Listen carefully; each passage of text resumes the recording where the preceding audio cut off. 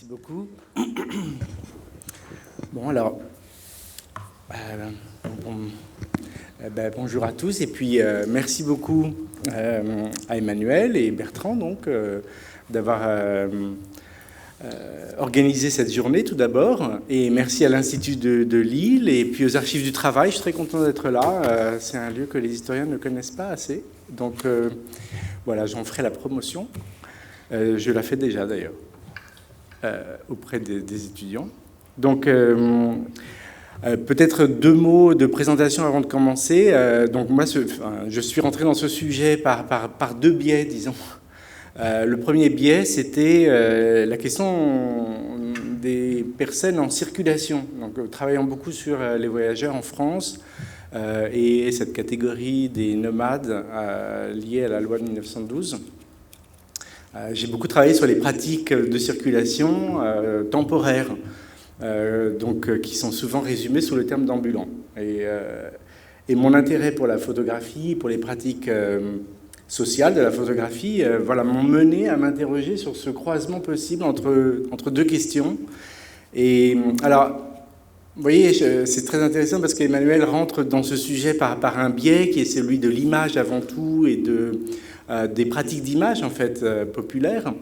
Donc moi je rentre dans ce sujet plutôt par la question du métier et de la pratique professionnelle que ça constitue pour ces fabricants d'images, dans une perspective aussi d'une histoire transnationale de la photographie, puisque en fait, ce métier, voilà, je vais en parler, circule d'un lieu à un autre selon des continuités complexes. Et c'est aussi cette complexité dans les temporalités qui m'intéresse. Donc c'est ce dont je vais vous parler aujourd'hui d'ailleurs. Alors je trouve qu'il est tout d'abord particulièrement stimulant et intéressant, palpitant, de se retrouver à penser l'histoire, donc de ce que l'on pourrait appeler, faute de mieux pour l'instant, parce que je pense que le vocabulaire devrait évoluer, la photographie ambulante. Alors j'avais l'idée, en vous proposant ce titre, de vous exposer l'état de mes réflexions et de mes recherches depuis une dizaine d'années maintenant sur ce sujet, et les notions de vitesse et de lenteur auxquelles je fais référence proviennent de lectures donc de Paul Virilio, de cette esthétique de la disparition, et puis de l'essai majeur d'Hartmut Rosa, Accélération. Et ces références me semblent particulièrement essentielles pour saisir un phénomène qui entretient un rapport complexe au temps. Cette histoire, prise dans sa globalité, c'est-à-dire des pratiques ambulantes, des débuts de la photographie jusqu'à nos jours en fait. Elle est faite de multiples points de départ, de décalage, de déclin successifs, de renouvellement et même de renaissance. Le temps constitue un des paramètres essentiels pour saisir à la fois la diversité des pratiques, mais aussi les images produites. Il existe tout d'abord un rapport particulier au temps dans le quotidien même des photographes ambulants. Je vais commencer par ça, même si c'est un peu anecdotique, mais ça me paraît pertinent. C'est le temps de l'attente, en fait, sous toutes ses formes, pour les ambulants. L'attente du soleil pour qui travaille en plein air, l'attente de l'éclaircie lorsqu'il pleut, l'attente des heures d'ouverture de la fête foraine, l'attente de la rentrée des classes pour les photographes d'école, l'attente des visiteurs, des monuments, des lieux touristiques, l'attente des promeneurs sur les boulevards, des fidèles qui se rendent au pèlerinage ou au service hebdomadaire, l'attente des mariés à la mairie, etc., etc. L'attente de cette clientèle semble former la plus grande partie du temps passé par ces photographes dans l'exercice de leur métier. C'est surtout lorsqu'ils se trouvaient dans un contexte fortement concurrentiel, comme ici, par exemple, à Athènes. C'est pourquoi il est si intéressant de collecter ces documents justement sur la posture prise par les ambulants sur leur lieu de travail entre deux clients. Donc j'ai évoqué je vous ai montré ce photographe endormi à Naples, à Athènes ici. Alors il y a aussi cette série de Evan Neal et Anne Parker, un livre très important sur le Guatemala, un livre qui a fait date d'ailleurs, enfin que je trouve incroyable. Je vous le recommande, Los Ambulantes. Et dans tous ces contextes très différents les uns des autres, les caractéristiques techniques du métier ou le rapport à la mobilité semblent moins définir le travail des ambulants que le rapport entretenu avec l'attente d'une clientèle dont ils étaient structurellement dépendants. À l'inverse du temps dilaté de l'attente se situe le temps immédiat de la production et de la réception du tirage. Les termes mêmes qui désignent les photographes ambulants dans le monde soulignent la potentialité de délivrer des images dans l'instant, dans la minute. Avant le Polaroid, les photographes ambulants promettent de faire sortir une image de leur boîte comme des automates, des magiciens presque. Donc ici, j'ai rassemblé quelques termes dans diverses langues. Donc lambé, ça veut dire lèche, c'est une figure de répétition qui est liée à la fabrique du tirage, à la minute en turc. Minuteros, c'est plutôt dans le monde espagnol, photominutes, comme ici, donc à Saint-Jean-de-Luz. Mais en regardant mieux les images qui sont sur le dépliant, en fait, ce sont les images de Biarritz. À mon avis, c'était lui. Avec le balcon en pierre. Il circulait entre Biarritz et Saint-Jean-de-Luz, c'est pas très loin. Alors, une autre dimension temporelle qui reste largement à découvrir tient dans les dimensions géographiques de cette pratique.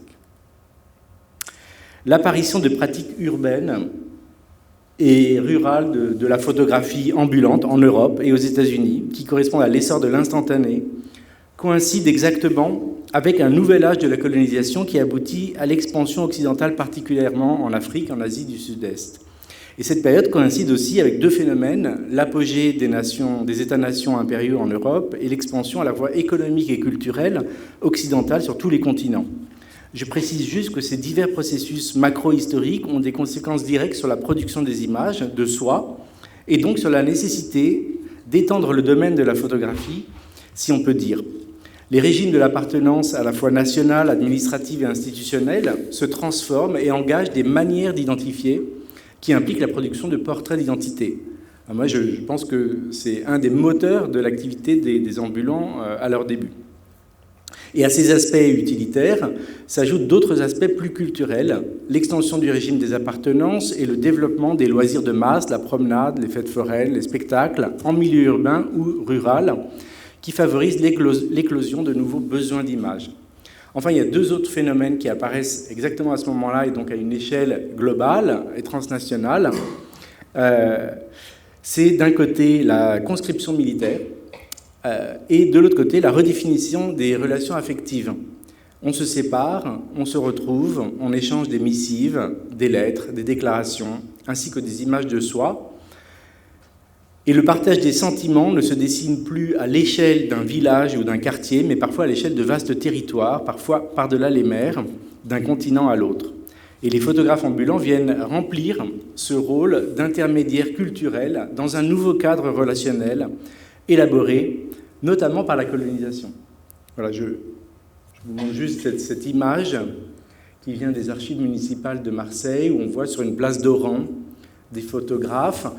Je voulais aussi vous montrer, voilà, à l'autre bout de l'histoire coloniale, parce que cette image d'Oran, elle est plutôt des années 1910. Et là, à l'autre bout, je ne sais pas si vous avez vu l'exposition de Bourdieu, photographe, mais il a photographié donc, ce photographe ambulant, et Franck Horvat à Alger en 1956, au tout début de la guerre d'Algérie. Et donc, ces images interrogent aussi les questions de transfert culturel. Et précisément, à ce temps de l'expansion de la photographie ambulante dans les territoires extra-occidentaux s'ajoute une autre période consécutive d'appropriation que questionnent d'ailleurs ces images. Un nouveau temps long se développe avec l'apprentissage de la photographie ambulante par des opérateurs autochtones. Et pour atteindre les vastes populations des mondes sociaux colonisés, les photographes colonisateurs cèdent un peu de leur monopole et des photographes prennent leur relais et atteignent de nouveaux publics. La permanence de leurs activités, observable jusque dans les années 2000, dans certains pays d'Afrique ou d'Asie, montre que cette histoire s'inscrit dans des temporalités nombreuses et variables. Elle se relie certainement à la construction d'imaginaires visuels singuliers. Voilà, je donne cet exemple. Photographié par Leon Livinstein dans les années 60 en Inde. Alors, elle se relie à des imaginaires visuels, et qui s'enracinent dans les cultures locales, les croyances, les relations sociales. Les photographes ambulants ont formé ainsi souvent des ponts entre les sociétés coloniales et postcoloniales, et ils sont devenus les expressions d'une autonomie, d'un détournement des codes du colonisateur et de nombreuses réinventions.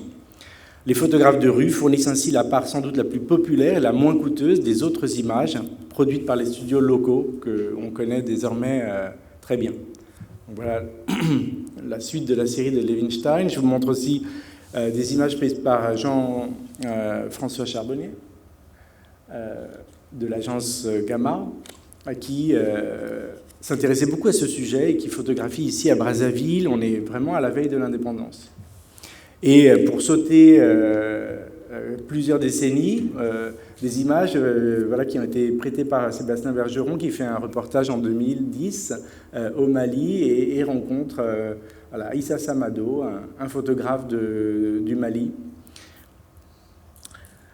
Alors à cette temporalité, qui correspond à celle d'un vaste transfert culturel à l'échelle du monde, s'ajoute une autre temporalité reliée aussi, de manière d'ailleurs contemporaine, aux migrations vers l'Europe et vers les nouveaux mondes. Alors j'avais prévu de vous montrer ça, je ne sais plus où c'est passé. Non, il a disparu. Non, ils ont disparu. Bon. Alors, on va passer à ça. C'est étrange. Je voulais vous montrer des portraits de photographes migrants. Alors, tel Panaïtis Strati, dont Emmanuel vient de parler, qui venait de Roumanie, et de nombreux photographes arméniens, notamment débarqués en France à la suite du génocide. Et c'est un exemple parmi d'autres. Mais cette particularité se comprend en se rapportant aux équilibres entre minorités dans l'Empire ottoman, puisque la minorité juive était assignée au commerce et à l'échange, et la minorité chrétienne, grecque et arménien, avait développé une spécialisation dans le commerce des images, théoriquement prohibée par l'islam.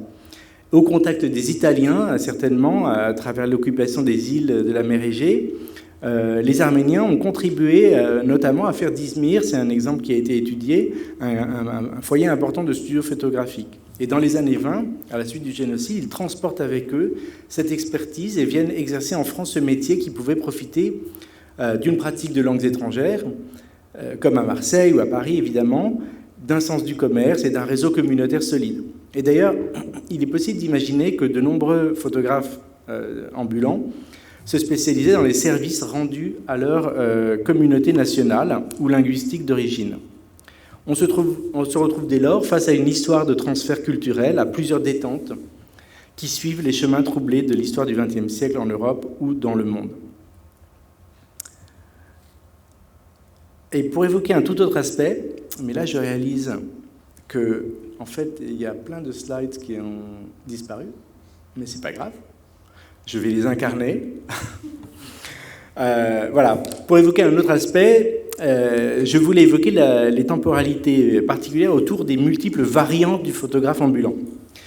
Ceux qui sont reliés à un studio fixe, ceux qui sont reliés à un studio mobile, ceux qui disposent d'un appareil à chambre noire, donc box caméra, ou caméra laboratoire, ce que vous voudrez. Pour vous donner un exemple, des photographes ambulants saisonniers qui travaillaient dans la rue et qui étaient adossés à leur propre studio commercial poursuivent leurs activités en même temps qu'apparaissent les photofilmeurs qui étaient dépendants de studios indépendants ou assuraient eux-mêmes les tirages dans leur propre laboratoire, souvent précaires. Les photographes des marcheurs dont parlait Emmanuel tout à l'heure. De même, des roulottes de prise de vue qui faisaient aussi office de studio. Alors j'avais prévu de vous montrer une roulotte de photographes des collections des archives départementales d'Indre-et-Loire. Des roulottes de prise de vue qui faisaient aussi office de studio, qui avaient une grande capacité de production, restent en usage alors même que se multiplient les photographes de rue autonomes et relativement fragiles. Vous voyez, une subduction de type de ces photographes dans le temps. Selon les périodes et les territoires géographiques, ces pratiques donc se cumulent, se relaient parfois. Certaines disparaissent ou renaissent au gré des opportunités ou des changements d'époque. Des permanences se poursuivent sur le temps long sans que l'on sache vraiment pourquoi. Parfois, cela semble tenir à la pérennité d'une dynastie de photographes qui occupent un emplacement, répondent aux besoins d'une population locale, de génération en génération, sans que d'autres pratiques photographiques ne semblent faire irruption. Enfin, la renaissance récente de l'activité des photographes ambulants, dont a parlé Emmanuel à l'instant, qui remonte donc au moins à la publication de Lucas Burke et Sean Foley à Afghan Box Camera en 2012, est aussi saisissante. Je voudrais juste m'interroger un petit peu avec vous sur cette question. La fin de l'argentique et la massification des usages numériques correspondent étrangement, presque à contre-emploi, à un retour d'une pratique, la photographie de rue, et de l'argentique à des fins essentiellement récréatives, ce qui accompagne aussi l'intérêt croissant du marché, des collectionneurs, des chercheurs pour les photographies dites vernaculaires. Il y a une part de nostalgie à l'œuvre, un nouveau goût pour l'unique, loin de toute reproductibilité technique ou digitale, une fascination peut-être aussi pour la patine d'une technique produite artisanalement et non à l'aide d'un filtre numérique. Il est aussi intéressant de se demander si ce n'est pas un modèle économique, créatif, mais aussi culturel qui est renaissant. La disponibilité temporaire des ambulants, presque thérapeutique. On se rend vers ce photographe qui prend le temps de nous parler. J'ai parlé avec plusieurs d'entre eux et ils cultivent cet art du dialogue. Le geste artisanal, anti-technologique presque désormais, le retour à une forme de simplicité faite de lumière naturelle, de révélation, de fixation, de séchage. Tout cela rend désormais le moment du portrait unique et recherché. Et à l'âge de la surconsommation et des dénonciations d'une surexploitation des ressources, le travail de l'ambulant répond à de nouvelles attentes. Il est intéressant à ce sujet de noter que la seule pratique photographique ambulante qui est concernée par ce retour imprévu est celle qui implique le développement en plein air, comme si ce qui importait le plus désormais était moins le tirage obtenu que le processus physique, relationnel par lequel il advient. Alors avant d'aller plus loin, il me semble important de tenter une définition de ce que ce terme de photographe ambulant peut recouvrir, même s'il paraît en réalité voire difficile, voire impossible de parvenir à une définition homogène et universellement satisfaisante. Je vous ai prévenu. Alors on pourrait tout d'abord évoquer la dimension commerciale de ce métier et définir ainsi l'un de ses principes. Le photographe ambulant fabrique et vend des tirages destinés à une clientèle occasionnelle qui le sollicite dans ce but. À la suite d'une transaction financière, un tirage est remis au client plus ou moins satisfait. On pourrait déduire de cette définition que le photographe ambulant travaille toujours à son compte et mène son entreprise de manière autonome et indépendante au gré d'une commande immédiate. Mais cela n'est pas toujours le cas. Des photographes pouvaient être employés par un studio et leurs commandes pouvaient dépendre de négociations établies bien à l'avance. C'est le cas, par exemple, des photographes d'école qui circulaient d'un établissement à un autre selon un circuit bien établi et qui étaient employés à la fois par un studio mandaté et par des écoles qui recouraient à ces services. Le rapport à un studio, j'insiste beaucoup là-dessus parce qu'en fait, instinctivement, on a tendance à opposer les ambulants aux studios. C'est d'ailleurs, dans son étude sur les studios, Gisèle Freund ne parle pas du tout des ambulants. Ça ne fait pas partie de son sujet ou de son intérêt. Parce que justement, elle étudie une forme de caractère noble du développement de la photographie au service des personnes. Alors, le rapport à un studio permet d'introduire une autre variable très importante, donc qui se divise entre plusieurs formes possibles. Le studio au sens commercial du terme, formé d'une boutique, mais pas forcément, ou le laboratoire technique constitué en entreprise qui pouvait répondre à diverses commandes d'ailleurs, ou encore le laboratoire privé, plus ou moins improvisé dans sa cuisine, qui permettait d'assurer une production nécessairement plus modeste. Donc, vous voyez, en fait, la pratique des ambulants se relie parfois, souvent, à une pratique en studio dans les divers sens que recouvre ce terme de studio. De nombreux opérateurs de rue ou à la campagne exerçaient au service ou à l'aide d'un studio fixe, stable, sédentaire si on peut dire. Si on appelle studio le lieu qui réunit à la fois une chambre noire de développement et un lieu de production et d'édition des tirages, alors de nombreux photographes ambulants restaient même employés par un studio. Ils pouvaient d'ailleurs en être les propriétaires ou l'employé principal ou unique, ou faire partie d'une équipe d'employés. Ce modèle impliquait souvent une échelle familiale et une division genrée du travail, je précise, c'est vrai que en fait, ce que l'on voit dans les images produites par les ambulants, c'est souvent le résultat d'un travail collectif. L'homme circulait et la femme assurait le fonctionnement du studio. On pouvait rencontrer ce genre d'organisation. De nombreux photographes de rue exerçaient ainsi non seulement en relation avec leur propre studio, mais à leur proximité immédiate, voire devant la boutique même. La belle saison ou la bonne lumière, le bon emplacement, devant une promenade ou un lieu de passage, comme sur les marches de Montmartre, pouvait justifier cette externalisation saisonnière ou intermittente des prises de vue. Ce studio bicéphale, ainsi donc travail en studio et en extérieur, présentait plusieurs intérêts. Il bénéficiait souvent de la position privilégiée du studio à proximité d'un lieu stratégique. Il permettait d'élargir la clientèle aux gens de passage et aussi d'attirer de nouveaux clients dans le studio commercial principal, en plus de la clientèle habituelle. Alors, qualifier d'ambulants des photographes qui ne se déplaçaient que de quelques mètres hors de leur boutique peut à ce titre paraître abusif. Mais ces photographes, qui formaient une sorte d'élite privilégiée, à la différence des photographes sans emplacement attitré, ce qui relève de la gestion administrative de leur position, qui est un problème en soi.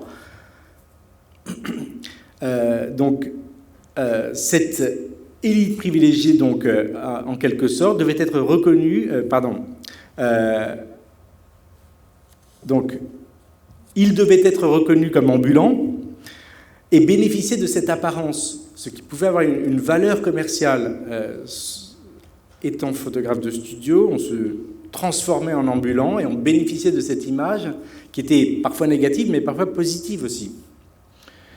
La concurrence qui s'exprime entre photographes de studio et photographes ambulants au nom de la qualité du métier et d'une concurrence déloyale semble en effet dissimuler une lutte pour capter une nouvelle clientèle et une source de revenus qui ne devait pas être négligeable. En jouant sur les deux tableaux, l'apparence des ambulants au service des gens de passage et un studio assurant une finition soignée des tirages, donc qui n'utilisait pas la box caméra, ces photographes pouvaient remporter de grands avantages financiers et assurer une forme de monopole sur un plan local. Alors le temps s'invite ainsi une nouvelle fois dès que l'on considère le rapport du photographe ambulant au studio dans d'autres contextes. Dans les fêtes foraines, par exemple, comme ici, donc, le photographe de foire, relié à un studio, situé dans sa baraque ou son stand, fournissait des tirages dans l'immédiat, c'est-à-dire immédiatement après son passage. Et cette capacité à délivrer immédiatement un tirage apparaît d'ailleurs dans les annonces produites à l'entrée des stands. Vous pouvez le lire ici, livré de suite, livraison immédiate. On voit aussi que ces studios forains élargissaient au maximum leur production, carte postale, identité, passeport, comme c'est marqué sur la photo de Douaneau. On voit aussi sur ces autres images les rabatteurs postés à l'entrée, comme ici et ici, en uniforme avec une casquette, et les larges vitrines promotionnelles qui assuraient le battage afin de ramener le plus de clients possible. Après le temps de pause devant des décors peints de bateaux ou d'avions, donc je ne résiste pas à vous montrer ces deux images de Marcel Bovis. Donc, après le temps de pause devant ces décors peints, dans une attraction photographique comme le tir, ou les portraits au miroir multiples, le visiteur repartait avec son tirage. Cette immédiateté pouvait peut-être jouer en faveur des studios forains qui concurrençaient ainsi les photographes reliés à des studios. Encore une concurrence mal vécue et d'ailleurs contestée. Mais la fête foraine, donc, c'est aussi le lieu de compétition interne entre diverses pratiques ambulantes. Ici, Marcel Bovis a saisi donc ce photographe ambulant utilisant une caméra box. Vous voyez le saut au premier plan pour le rinçage. Donc il y avait aussi ces photographes ambulants au milieu de la fête foraine. Donc l'effervescence, le grand nombre de visiteurs permettait à ce lieu, dans ce lieu, de voir se déployer de multiples pratiques, parfois en harmonie. Alors une question latérale se pose ainsi, les photographes forains sont-ils des photographes ambulants ? À première vue, la question paraît superflue. Les forains qui rejoignent les foires commerciales ou de divertissement s'y installent de manière temporaire et leur mode de vie et leur activité professionnelle relèvent d'un mode de vie itinérant et que l'on pourrait donc qualifier d'ambulant. même si de manière intermittente ou saisonnière. Mais certains photographes forains, et c'est probablement le cas ici à la foire de l'Avenue du Trône, qui était stable, donc étaient attachés à des foires fixes, à proximité ou dans les grandes villes. Comme leurs collègues des foires temporaires, ils répondent d'ailleurs aux mêmes demandes que les studios urbains en boutique. Ainsi, la seule différence qui les sépare de leurs collègues tenait dans le caractère provisoire de planches en bois, créant l'impression imitant le studio. Par ailleurs, il semble aussi que de nombreux stands photographiques des fêtes foraines exerçaient à la fois à l'intérieur de studios de prise de vue, installés à l'intérieur des baraques, et donc aussi à l'aide d'un éclairage artificiel, mais aussi à l'extérieur, jouant aussi sur les deux tableaux. Donc si l'on ajoute les photographes ambulants qui intervenaient à l'intérieur des fêtes foraines, en extérieur et sans l'appui de stands ou de baraques, on voit que la catégorie des photographes forains s'élargit encore. Il y a donc un doute qui demeure. Si certains photographes forains étaient à la tête de studios établis et parfois stables, d'autres suivaient le parcours des foires et ressemblaient à leurs collègues exerçant de manière plus mobile et plus précaire dans les villes ou les campagnes. Alors si l'on considère toutefois le binôme photographe ambulant et studio, curieusement le caractère ambulatoire de la photographie au plus près de la clientèle se dilue. On rencontre alors des modèles dans lesquels les photographes de divertissement et du loisir se spécialisent tellement dans leur emplacement qu'ils y restent à demeure et s'y installent même au point de se fondre dans le lieu où ils se trouvent, au point même de s'imposer au fil du temps comme une partie même du lieu, assurant la réalisation du portrait-témoignage qui atteste le passage des visiteurs. Le délai entre la prise de vue et la fourniture du tirage importe dès lors un peu moins que dans d'autres contextes, puisqu'il s'inscrit dans le temps de la visite. La proximité de l'opérateur avec un studio pouvait dans ce cas induire une multitude de possibilités en fonction des lieux, des destinations et des contextes. De nombreux photographes se rattachent à cette pratique, souvent décrite comme ambulante, alors qu'ils étaient postés en des positions privilégiées, donc shooting point, dont il serait vain d'énumérer la diversité, mais Emmanuel vient de le faire, mais qui témoignent d'une inscription, parfois même professionnelle, dans le lieu. Je prends l'exemple, par exemple, des photographes de restaurants qui travaillent pour le restaurant, ou dans les grottes, par exemple, je pense que les photographes sont employés par le gestionnaire des lieux touristiques ou des monuments. Dans tous les cas, un studio de taille variable pouvait être combiné à l'appareil posté à son emplacement, à l'emplacement choisi, pour garantir une production la plus rapide possible et correspondant souvent à une production en série, exigeant un travail souvent très rapide. Voilà, cet exemple-là est très intéressant. D'abord, on voit la continuité de la pratique à Venise, sur la Piazza San Marco. Et ce photographe, donc, qui n'utilise pas de caméra box, comme on peut le voir d'ailleurs sur les tirages qui sont tirés en studio. Et les studios étaient dans une petite rue que j'ai identifiée à côté. Il y avait plusieurs studios, les uns à côté des autres, qui développaient les images. Et le temps de se divertir avec les pigeons, le tirage était de retour. Donc là, on voit un exemple très intéressant, à mon avis, d'incrustation de la pratique photographique dans le temps de la visite d'un lieu, par des photographes qui se présentent comme ambulants, mais qui réalisent bien leurs images en studio. À la différence, par exemple, des photographes marseillais tant décriés, qui effectivement ratent beaucoup de choses, donc ils travaillent au pied de Notre-Dame de la Garde, ou sur la Canebière, ou sur le Vieux-Port, comme celui-ci, photographié 2 fois. C'est bien le même, j'ai regardé. Alors, je voulais évoquer une autre question encore, en poursuivant l'étude des brevets menée par Amandine Gabriac, qui permet d'évoquer une autre temporalité encore, celle de l'évolution technique et de l'apparition d'une étape supplémentaire du phénomène de réduction du studio à l'intérieur même du boîtier de prise de vue dont on a déjà parlé. Alors, il est assez fascinant de repérer l'existence de chariots photographiques, donc dans ce brevet que donc Amandine Gabriac a étudié de 1861, qui se transforme en roulotte hippomobile dans le brevet d'un certain Neudec en 1904. Voilà, ah oui, elle est là, la roulotte que je voulais vous montrer. Donc voilà, alors, intéressant parce qu'ici, on a une technicité avancée, architecturale, mais en réalité, la plupart du temps, c'était un peu plus empirique. Donc là, on est dans cette première phase. Donc là, voilà, je vous montre des véhicules photographiques. Donc là, c'est une carte postale à gauche. À droite, je n'ai pas trouvé, mais ça vient de Brésil. Donc, on est là, il y a donc 2 temps.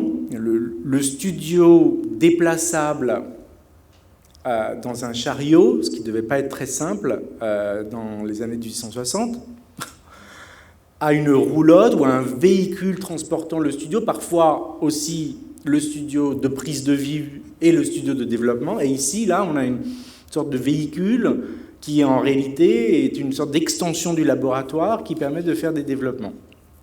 Et puis, on arrive donc au brevet de 1921, donc déposé par un certain Paul Arrigoni. Alors, il devait y avoir sans doute des modèles précédents dans d'autres pays, déjà avec les time types, sans doute à New York, déjà dans les années 1900-1910.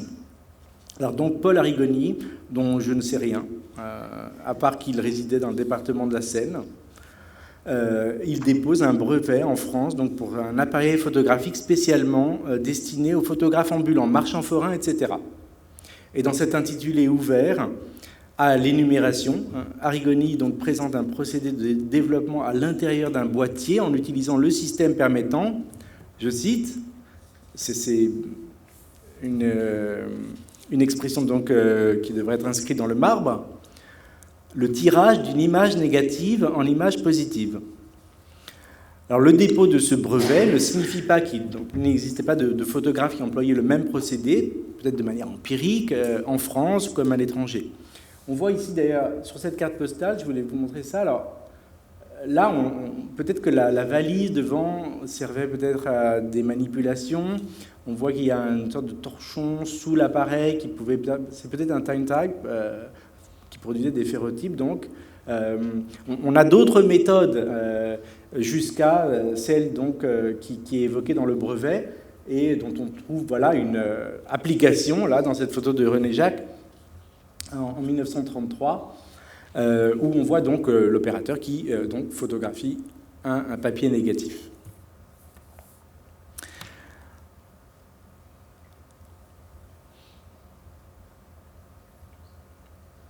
Donc, la généralisation de cette technique à partir des années 20 modifie quelque peu la définition du métier du photographe ambulant. La possibilité de développer une image et de produire des tirages sur place, c'est-à-dire à l'emplacement même de l'appareil de prise de vue, ouvre de nouvelles capacités, mais aussi de nouvelles pratiques. Les studios saisissent d'ailleurs immédiatement les potentialités d'une telle concurrence et des dossiers de plainte et de demande d'intervention des pouvoirs publics apparaissent dès les années 1920. Et est-ce que j'ai du temps ou pas? Non? Je voulais évoquer brièvement en fait, ce qui se passe autour de cette activité. Et vous voyez d'ailleurs le public qui entoure le photographe. En effet, cette nouvelle capacité de production, dans la limite de stock portatif, étend considérablement les frontières d'un métier, limité jusqu'alors à l'existence d'un studio de développement, quelles qu'en pouvaient être les dimensions ou les capacités à se mouvoir. Donc, à l'inverse, ça permet aussi à des photographes de s'équiper pour des tournées pendant des semaines, voire même des mois, et circuler dans un certain territoire sans recourir à des studios. Donc ça change en fait la donne. L'usage de ce procédé changeait la nature de ce métier aussi dans sa nouvelle gestuelle chorégraphiée, qui devenait désormais une partie du spectacle et qui s'ajoutait à la production d'une image de soi. Les manipulations à l'intérieur du boîtier devenait une partie intégrante du spectacle offert par le photographe ambulant, tel un saltimbanque qu'il était d'ailleurs. Il construisait un cadre avec un décor peint, un trépied, un tabouret, un boîtier mystérieux où il opérait d'étranges manipulations. Et il faut imaginer ce que pouvait représenter de magique la prise de vue d'un papier négatif pour la plupart des personnes qui n'étaient pas formées à la photographie, c'est-à-dire pas des gens comme vous. Là encore, une nouvelle chronologie s'ouvre et interroge. Alors que les opérateurs de ces boîtiers s'installent dans le paysage des villes et des campagnes dans les années 20 et 30. Ils sont bientôt concurrencés, exactement à la même période, par un nouveau genre de photographe mobile, disposant d'appareils portatifs ultra légers et qui travaillaient à perte, les photofilmeurs, qui ont été étudiés notamment par Vera Léon, des boulevards qui saisissent les marcheurs et réalisaient des tonnes de négatifs et de tirages sans être sûrs d'être rémunérés. Ils produisent des centaines d'images et les revendent à l'occasion si le marcheur se manifeste. À Marseille, j'ai consulté récemment un dossier qui montre le découpage de la Canebière dans les années 50 afin d'organiser la répartition des places, tellement cette activité se propage rapidement. Et alors que ce métier devient le refuge et le moyen de s'en sortir pour de nombreuses personnes, majoritairement des hommes d'ailleurs, à la recherche d'un emploi durant la crise des années 30 et durant la guerre. Voilà, je voulais vous montrer ces quelques images, aussi pour ouvrir sur une autre perspective, mais qui est implicite dans tout ce que j'ai dit, j'espère que c'était compréhensible. Mais tout à coup, là, à ce fond de plus de 400 négatifs pris par un photofilmeur qui s'appelait Maurice Constant, qui sont déposés aux archives municipales de Marseille, ouvre tout à coup sur, en fait, la mode sous l'occupation. Donc, on a là un retournement aussi d'archives qui documentent à la fois une pratique photographique, mais deviennent tout à coup des documents uniques sur une époque. Vous voyez dans l'image en haut, au milieu, un milicien, donc on est juste après l'occupation de la zone sud. Voilà, quelque chose qui se joue dans l'histoire de la guerre en France à travers ces images. Et je ne voulais pas terminer sur cette note triste, donc je voulais vous montrer une série assez fascinante d'un photographe qui s'appelle Marcio Matz, qui photographie tous les photographes de jardins de Sao Paulo dans les années en 73, photographes qui ont continué d'exercer d'ailleurs pendant très longtemps. Et voilà, c'est tout. Je vous remercie.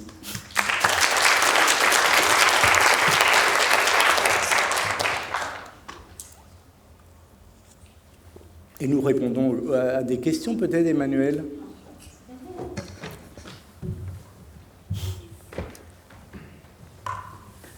Merci beaucoup, Ilsen. J'avais juste une première remarque que je n'ai pas tout à l'heure évoquée, mais cette question que ce qui m'a toujours troublée dans toute cette production, c'est finalement presque ce qui est assez touchant. On a l'impression que c'est toujours le même opérateur. Parce que ce soit la photographie de marcheur ou les photographies que j'ai pu montrer, une forme tellement d'une image stéréotypée, d'uniformisation, que quel que soit quelque part le niveau photographique des opérateurs, il y a une forme de rentrer dans une forme photographique qui est similaire, toujours la même distance au sujet, et qui a une uniformisation malgré tout visuelle qui s'opère et qui est assez fascinante et qui est valable et qui est très forte, en tout cas chez les marcheurs, et que enfin voilà. Oui. Enfin, ça dépend des contextes. Oui. Par exemple, les images prises par les ambulants indiens collectées par Lucas Burr montrent qu'il y a une infinité de caches qui peuvent individualiser les images.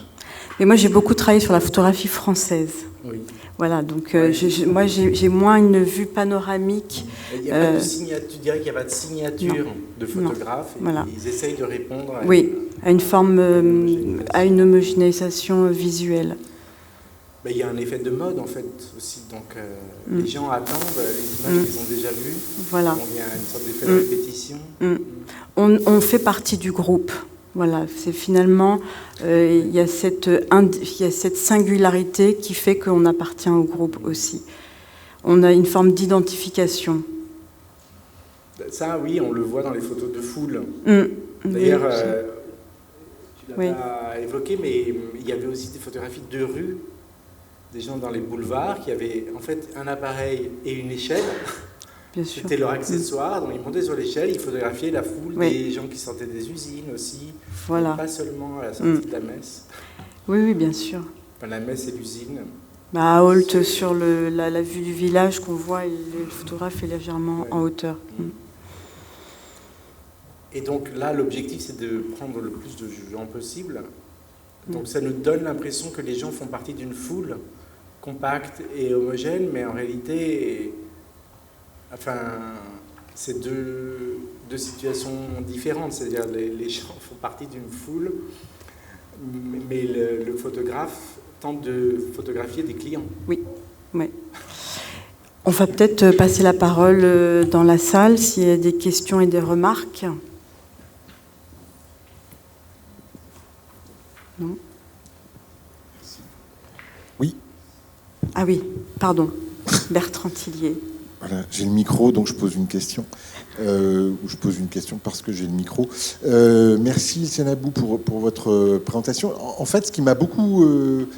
c'est un peu périphérique dans l'affaire, mais ce qui m'a beaucoup intéressé aussi dans votre présentation, alors plutôt à l'écran, c'est là-dessus que va porter ma question, qui m'a beaucoup impressionné, c'est le nombre de photographes ambulants qui ont été photographiés par des photographes qui sont des grands noms d'histoire de la photographie, Bovis, etc.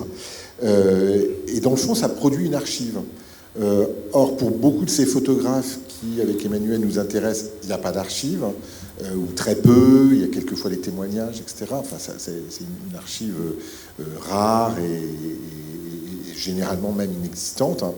Donc ça crée une archive visuelle du travail de ces photographes. Et ma question est la suivante, c'est-à-dire, est-ce que ces travaux photographiques sur les ambulants photographes, on en a d'autres traces, c'est-à-dire est-ce qu'il y a d'autres archives dans les fonds de ces grands photographes, pour le dire autrement, qui disent pourquoi ils se sont intéressés à ces ambulants, c'est-à-dire est-ce qu'on a moyen d'accéder à l'imaginaire de la photographie qui serait traversé par leur regard sur les ambulants qui n'est pas leur condition. Merci. Pardon, question très, très intéressante, complexe, mais je vais vous donner quelques éléments de réponse. Parce qu'en fait, c'est un sujet qui m'a beaucoup intéressé. Mais en fait, quand on s'intéresse à la photographie, on est un peu obsédé par le miroir, tout ce qui est spéculaire. Et là, la spécularité totale du photographe photographiant, des photographes photographiant, là, ça m'a fasciné. Et effectivement, en cherchant des images, on trouve énormément de photographes, de reportages, des artistes, des photographes d'avant-garde aussi, de toutes sortes de mouvements qui ont photographié leurs collègues, alors pour des raisons effectivement différentes. Deux exemples. J'ai trouvé une série de Lucien Aigné d'un côté, de Leon Levinstein de l'autre. Là, c'était en Inde, mais il en a photographié d'autres. On voit là que des pionniers de la street photographie photographient ces gens de la rue. Aussi, je pense, dans l'idée d'élaborer des cadres conceptuels ou esthétiques autour de la photographie de rue. Alors, Cartier-Bresson, par exemple, fait beaucoup de photos de photographes ambulants. Et là, c'est pour une autre raison, je pense. Il les photographie d'ailleurs de manière très intéressante dans des situations sociales, au bord de la Marne, dans les rues de Paris, en contact avec la population. Et là, en fait, ce que Cartier-Bresson saisit, il n'y en a pas beaucoup, mais il y en a quand même de quoi faire une série, c'est le rôle social au service du peuple et des ouvriers en particulier. Ensuite, Margaret Bourke-White et Lee Miller aussi, toutes les deux, photographes de guerre, elles vont photographier en particulier des situations où il y a des soldats. Elles montrent que la guerre s'infiltre aussi dans cette volonté de capter des images de soi, de garder des images de soi, d'envoyer des images de soi en contexte militaire. Donc, alors évidemment, ça serait trop beau. Dans les autobiographies de photographes, je n'ai pas encore trouvé de mention de photographe ambulant, mais il faudrait chercher mieux. Donc, voilà. Après, Bovis, Doisneau, toute la génération des humanistes, je pense qu'ils photographient aussi pour saisir les petits métiers, les métiers en disparition, la ville se transformant, la poétique du quotidien, sans s'interroger particulièrement sur ce que fabriquent et pratiquent ces photographes, mais c'est plutôt ça qui les intéresse. La fête foraine qui est un motif vraiment particulier de la photographie humaniste. Vous voyez, les avant-gardes qui photographient les fêtes foraines photographient un peu, mais pas trop, les ambulants, mais plutôt les humanistes des années 50. Enfin, même si j'ai moi-même exposé une photographie de Collard, photographiant un photographe ambulant au sein de Marie de la Mer, dans un contexte évidemment un peu particulier. On a oublié ici de mentionner le fait qu'il y a énormément de cartes postales imprimées qui représentent des photographes ambulants. Parce qu'il y a une énorme production de ça, comme si aussi on avait dans ce contexte de l'usage postal de l'image, on va aussi beaucoup diffuser de cette image familière finalement, oui.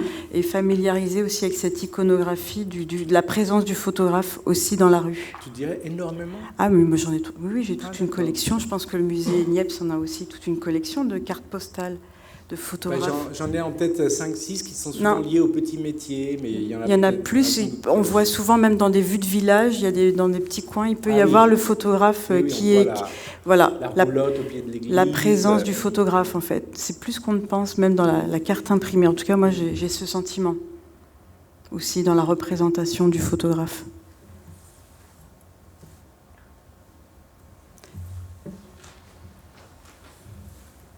Merci beaucoup à tous les deux.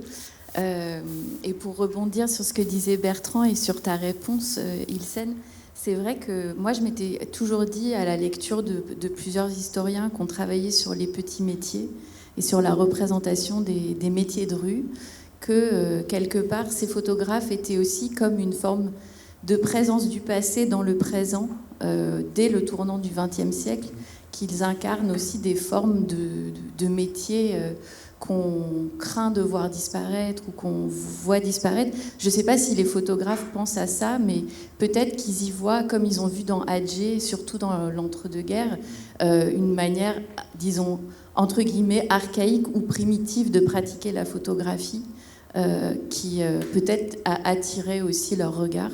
Mais je ne sais pas ce que tu penses de ça. Oui, bien. Et c'est ce que tu disais un peu aussi dans ta réponse. Et l'autre chose que je trouvais très intéressante, c'est la variété des situations qu'on recouvre sous ce terme d'ambulant, en fait, de photographe ambulant. Et là où eux ont assez peu la parole pour se définir eux-mêmes, en fait, comment ils s'appellent. Et dans les archives, parfois, on trouve qu'eux-mêmes parlent de photographes ambulants pour se désigner, ou de photographes forains, ou les deux, justement, et qu'il y a une vraie porosité des termes. Et tu disais que le terme n'était peut-être pas ad hoc, mais qu'est-ce que ça serait l'option, sinon peut-être d'itinérance, parce qu'en fait, il y a cette question, tu le soulevais aussi, Emmanuel, entre amateur et professionnel. Donc, qu'est-ce qui fait l'unité, en fait, de ce qu'on décrit ici ? Est-ce que c'est la présence dans la rue ? Enfin, voilà. Et quelles seraient les options pour en parler, finalement ? Alors, de toute façon, c'est une figure pittoresque par excellence. Et dans la série, par exemple, du photographe américain qui photographiait sur fond noir, tout à coup son nom m'échappe, Irving Penn. Irving Penn, oui. Il y a un photographe ambulant. Donc c'est vrai que Sander n'a pas photographié de photographe ambulant, mais lui, il photographiait une société dans ses composantes actives, parfois qu'il voulait réinscrire dans l'histoire, et non pas des figures du passé. Mais justement, on les retrouve souvent dans des séries qui sont centrées sur les métiers en voie de disparition, ce qui est paradoxal, puisque dans certains pays, ils continuent à exister, ou dans certains lieux pendant des siècles. Mais c'est vrai que les changements de l'image relèguent cette profession parfois dans les oubliettes. Il y a quand même des phénomènes de disparition. Ensuite, il y a le discours que nous portons de manière analytique sur cette histoire, mais il faut entendre aussi ce que disent les gens, et il faut aussi voir qu'il fonctionne aussi en corporation. C'est-à-dire que les photographes de rue dans série à Athènes ou dans les jardins de Sao Paulo, ils font masse, ils travaillent ensemble, ils se soutiennent les uns les autres, donc ils ont besoin de termes qui les relient et qui les unifient. Donc ils choisissent des mots. Alors lembe-lembe, par exemple, au Brésil, j'ai l'impression que c'est devenu une sorte de terme fédérateur qui a renforcé le poids de cette corporation qui doit défendre sa position contre les autorités publiques, souvent parce qu'il faut nettoyer les jardins, il faut éliminer les attroupements. Bon. Mais donc ça devient une force de frappe, le terme aussi choisi. Donc après, voilà, ça c'est la réponse socialement admissible, mais du point de vue analytique, je ne sais pas en fait. Je ne sais pas moi ce qu'il faudrait choisir. C'est vrai que cet équilibre entre ambulant et studio dont j'ai parlé montre que il n'y a pas trop de différences parfois. C'est juste des différences de lieu de prise de vue. Si on pense d'ailleurs même à une chose un peu drôle, mais donc lorsque les photographes sont attitrés à un lieu et travaillent en binôme avec un studio, le négatif circule. Mais lorsque on est dans une caméra box, le négatif ne circule plus. Donc qu'est-ce qui est ambulant à ce moment-là? Lorsque le négatif ne circule plus, le trépied est posé tout le temps au même endroit, il dort là parfois, parce que parfois c'est pas nécessaire de les déplacer, dans des pays où il ne pleut pas. À ce moment-là, il n'y a plus de caractère ambulatoire. Les seules personnes qui se déplacent dans cette histoire, c'est les gens qui se font photographier. Donc c'est pour ça que l'expression, à un moment donné, qui m'a traversé l'esprit, de photographie du passage, au sens benjaminien, serait finalement la plus adéquate. Parce que ces photographes sont les témoins et les profiteurs du passage des gens et de leurs besoins d'image. C'est une réflexion. Merci, Ilsen. Que je vous livre. On va laisser la parole à Éléonore.